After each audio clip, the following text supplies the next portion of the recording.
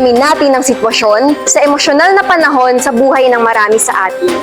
Kasama si Trina, ang ating weather reporter. Kamusta na bang mga ganap sa buhay, Trina? Ayan nga tayo, di ko makikita natin dito ang kaganapan ngayon. Grabe talaga! Signal number 5 na ang feels dito. Ayan, patuloy na bumubuo sa mga emosyon. May mga tinatamad, nag-overthink, at lumalab-life.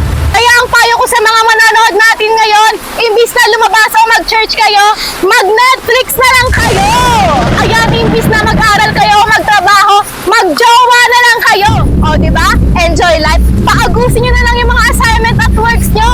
O, di ba? Hindi ka ba napagod? Sa kabila man ng mga nararanasan at mahihirap na sitwasyon, marami mang mga problema at gumugulo sa isipan, patuloy pa rin ang pagsikat ng pag-asa at pagkapit sa mga pangako ni Lord. Tandaan natin na hindi dapat tayo nakabase sa panahon ng nararamdaman natin, kundi sa kung ano ang katotohanan.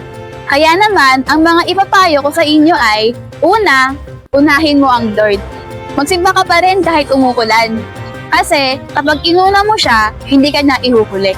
Kung season mo pa ang pag-aaral, mag-aral ka.